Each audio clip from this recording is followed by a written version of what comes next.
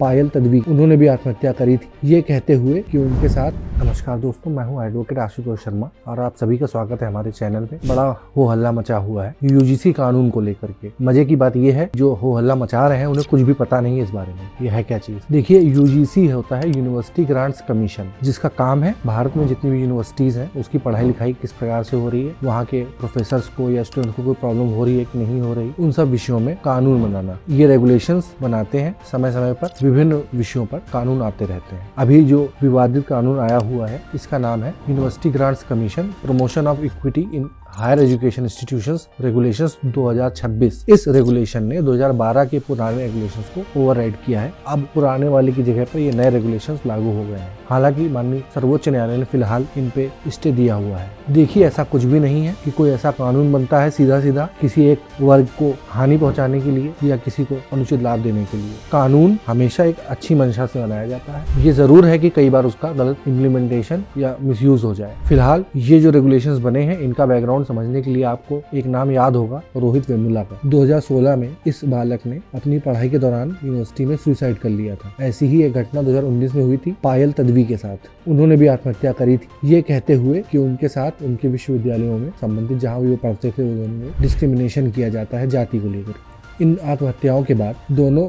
छात्र छात्राओं की माताओं ने माननीय सर्वोच्च न्यायालय में PIL फाइल की थी। PIL में सुनवाई के दौरान माननीय सर्वोच्च न्यायालय ने कहा था कि अगर इस प्रकार के डिस्क्रिमिनेशन हो रहे हैं तो इसके लिए यूजीसी का कर्तव्य है कि वो कोई प्रभावी कानून लेकर के आए। कहीं ना कहीं ये जो 2026 के रेगुलेशंस हैं ये इसी डिस्क्रिमिनेशन को समाप्त करने के लिए बनाए गए हैं। तो ये कहना कि किसी जनरल कैटेगरी के लोगों का अधिकारों का हनन करने के लिए कानून आ रहा है, ये बिल्कुल गलत बात है। ये केवल अज्ञानी ही बोल सकते हैं। देखिए, अगर दो सच हैं तो दोनों सच हैं, कोई ज्यादा सच या कोई कम सच नहीं होता। डिस्क्रिमिनेशन होता है विश्वविद्यालयों में, ये एक सत्य है, और कोई कानून बनता है तो उसका मिसयूज होना भी एक सच है। एक जानकारी और है कि दिल्ली IIT की एक स्टडी है कि हायर एजुकेशन इंस्टीट्यूशंस में जो भी एलिट संस्थाएं यूनिवर्सिटीज हैं वहां पर आज भी 75% SC ST और OBC छात्रों को डिस्क्रिमिनेशन सहना पड़ता है। इतने वर्षों बाद भी समाज इतना आगे बढ़ गया है, लेकिन ये सर्वे की रिपोर्टें आज भी ये कह रही हैं कि डिस्क्रिमिनेशन लागू है। जातियां एक दूसरे को आज भी दबा रही हैं और छात्र छात्राओं को पढ़ने में बहुत सी समस्याएं आ रही हैं। तो ये रेगुलेशन जरूरी है इस तरीके के डिस्क्रिमिनेशन को समाप्त करने के लिए। इसमें एक मैकेनिज्म बताया गया है प्रॉपर कि कैसे अगर कोई ऐसी शिकायत पाई जाती है तो एक पूरा मैकेनिज्म है, एक व्यवस्था बनाई गई है कि आप शिकायत करेंगे, उसमें शिकायत के बाद सुनवाई होगी पूरी, उसके बाद अपील का भी प्रावधान है। ये सब इसलिए किया जा रहा है कि पायल तदवी और रोहित वेमुला जैसे किस्से अब दोहराए ना जा सके। भाई लोग बिना कुछ जाने इस एक्सट्रीम पे पहुंच गए हैं कि रिजर्वेशन ही खत्म कर देना चाहिए। इन रेगुलेशंस का